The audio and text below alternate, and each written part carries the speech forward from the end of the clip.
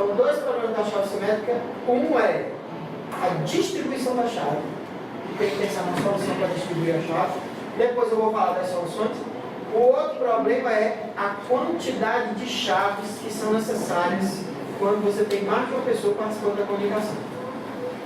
Se eu tiver, por exemplo, se eu tiver um grupo de pessoas e nós precisarmos trocar informações uns com os outros, certo? Se a gente precisar trocar informações uns com os outros, a gente precisa ter, cada um precisa ter um par de chaves primárias, chave simétrica entre eles. Porque se eu usar uma chave só para todo mundo, significa que se alguém vazar a chave, qualquer pessoa vai saber o que rola no grupo. Então, mais seguro é que eu tenho uma chave simétrica entre eu e ele, que eu tenho uma chave simétrica entre eu e o Rafael, que eu tenho uma chave simétrica entre eu e o Paulo, que eu tenho uma chave simétrica entre eu e o Henrique. E aí, o Rafael tem que ter uma chave simétrica entre ele e o Leonardo, o Paulo tem que ter uma chave simétrica entre o Leonardo, o Henrique tem que ter uma chave simétrica entre ele e o Leonardo. Ah, o Paulo tem que ter uma chave simétrica entre ele e o Rafael, entre ele e o Henrique. Pronto. Topologia totalmente conectada. Então, todo mundo tem que ter uma série de chaves simétricas. Então, a quantidade de chaves é muito grande. Então, os dois grandes problemas. Qual é a vantagem da criptografia em chave simétrica? Ela é rápida. Ela é ágil, ela acontece muito rápido. Embora esse rápido não seja esse rápido demais. Mas em relação à criptografia de chave pública, que é o outro modelo, ela acontece muito mais rápido que a criptografia de chave pública. Certo? Então, quando você precisa fazer criptografia numa conexão, numa transação ou numa comunicação que exija rapidez, você tem que usar a criptografia de chave simétrica. Aí vem a dúvida, como é que eu vou distribuir as chaves? Certo? Aí eu vou explicar daqui a pouco. Um dos exemplos de criptografia de chave simétrica é o DES, Data Encryption Standard, ou padrão de criptografia de dados. Ele usa uma cifra de bloco, né, porque a gente estudou cifra de substituição, cifra de transposição e cifra de bloco. Ele usa uma cifra de bloco complexa. A 10 é os três tipos lá, né, que a gente tinha falado. O 10 foi desenvolvido pela IBM para o governo americano para ser um padrão oficial em 1977, para aplicações não militares. Tudo quanto era aplicação não militar usava o 10, certo? O funcionamento, certo? Ao invés de descrever isso aqui, eu vou mostrar um gráfico que mostra o funcionamento. Eu vou detalhar. Então, a primeira parte do 10, a primeira ação do 10 é uma permuta. Eu vou permutar os bits do texto limpo, do texto não criptografado. Beleza. Depois eu vou fazer uma operação que eu chamo round 1, vou mostrar já como é que é essa operação, onde eu pego a chave e aplico aqui como entrada para fazer essa operação. A luz. No round 2 eu pego também outro pedaço da chave. Na verdade, o que vai acontecer? Eu tenho uma chave e eu vou pegar parte da chave para usar aqui. Uma parte da chave para usar aqui. Eu vou fazendo isso durante 16 passos. No final eu faço outra permutação. Como é que são essas operações aí? É assim. Olha só. Eu pego 64 bits e faço uma permuta, troco os bits de posição. Divido em duas partes, 32 e 32, certo? Então eu vou pegando um texto que tem um mega. Aí eu pego de 64 em 64 bits. Pego 64 bits e faço uma permuta, troco eles de posição. Eu divido em dois pedaços de 32. Pego esse pedaço aqui de 32 e copio para o próximo.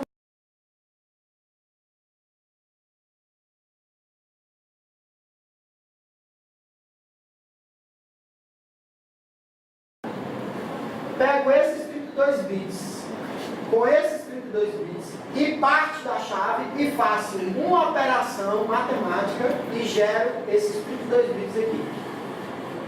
Pego esses 32 bits e copio para cá. Pego esses 32 com esses 32 mais parte da chave e faço uma operação matemática, gero esses 32 bits aqui. Eu vou fazendo isso 16 vezes. Ainda é fácil de desligar. Ainda tem gente que vai conseguir quebrar isso aqui. Já são usados. O 10 ele é usado ainda para transação comercial eletrônica. Só que tem um detalhe. Ele, usado na transação de comércio eletrônico, o tempo que dura a transação, não dá tempo de você descobrir. Não dá tempo de você quebrar a chave. Não dá tempo. Mas se você pegar um dado que foi armazenado e criptografado com ele, aí é que a pessoa tem chance. Qual o problema do 10 é esse? Você pega parte da informação, 64 bits que você vai criptografar, do arquivo que você vai criptografar, e gera, aplica o 10. Quando você fala 10, é 10 Quando você fala 10, é 10 criptografado. Não, 10 é o nome do algoritmo. É da cifra. É o nome do algoritmo que faz a criptografia, 10. Daí tem criptografia standard. Aí eu aplico 10, né? Aí gera um texto criptografado C1. Aí vi que eu pego mais 64 bits, chamo de T2, né? Aí aplico o algoritmo, a cifra 10, aí gera um 64 bits criptografado que eu chamo de C2. Aí eu pego o T3, faço a mesma coisa, né? Mais 64, aplico 10 e gero o C4. Vai vir aqui mais 64, aplico 10 e gero C3, C4. Ele tem uma falha. A falha dele é, se você pegar o T1 e repetir o T1 e T4, o C1 vai ser igual a C4. Entendeu? Aí o cara cria um arquivo onde ele propositadamente, usando uma estrutura matemática, ele sai repetindo 64 bits em posições diferentes. Ele repete, bota aqui 64, passa 1, repete 64 bits.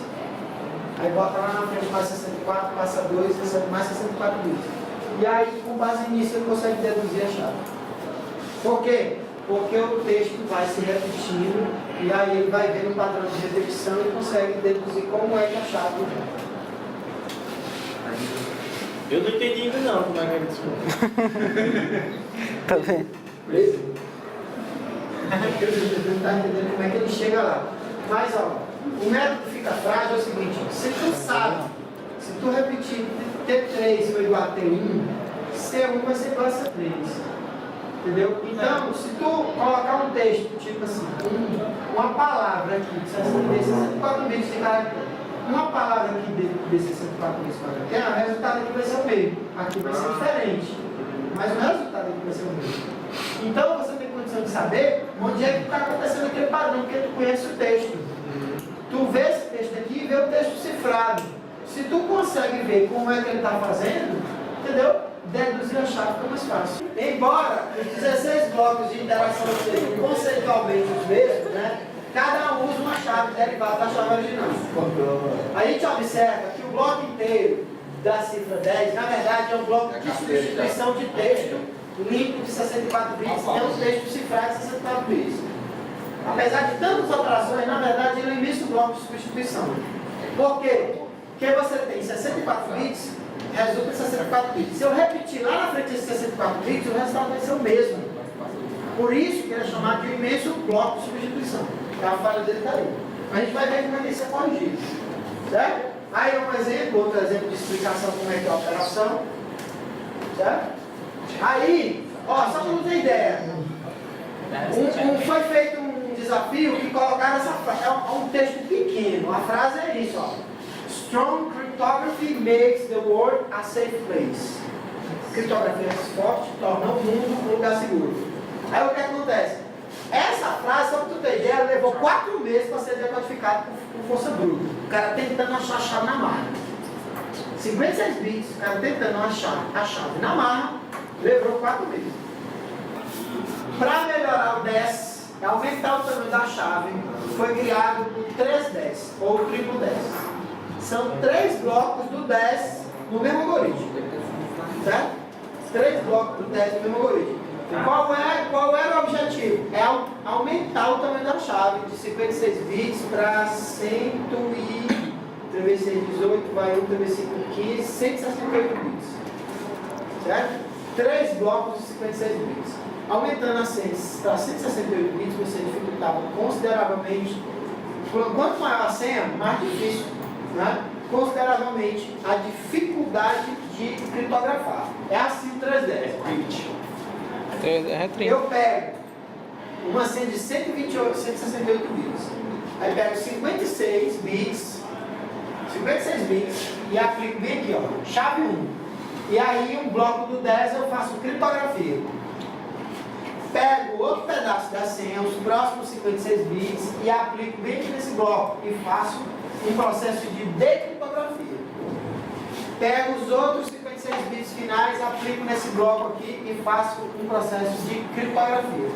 Certo? No final eu tenho o texto limpo, o texto criptografado por 3 blocos do 10. Se você disser que a chave 1 é igual a chave 2, você anula a primeira fase. Só fica valendo a chave 3. Aí você pega a chave 3 e usa a chave 3 também para o outro lado. Então, se a chave 1 for usar a chave 2, for igual, o que é que vai acontecer? Tu criptografa com a chave 1.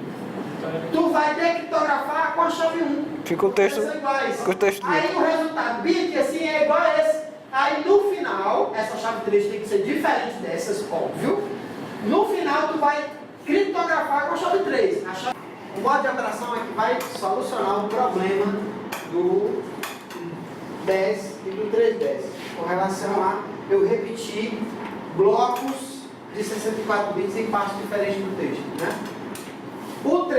O 10 usa um esquema chamado de ECB, Electronic Code Block, ou bloco de código eletrônico, onde uma mensagem é dividida em blocos de 64 bits e você cifra cada bloco separadamente. Cifra um bloco, não tem nada a ver com a cifragem do segundo, que não tem nada a ver com a cifragem do terceiro. Cada bloco é cifrado sem dependência um com relação ao outro, certo? O problema desse esquema é justamente essa independência entre os blocos, né? Isso, além de facilitar ataques de algum algoritmo, dificulta a detecção de adulteração da mensagem original.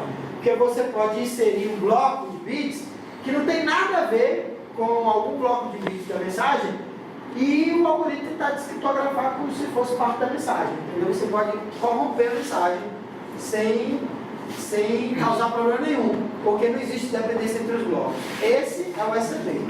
Cada bloco, se eu pego 64 bits de cifra e pego o próximo 64 bits de cifra e os próximos 64 bits de cifra, se eu em algum momento repetir os 64 bits, o resultado vai ser igual.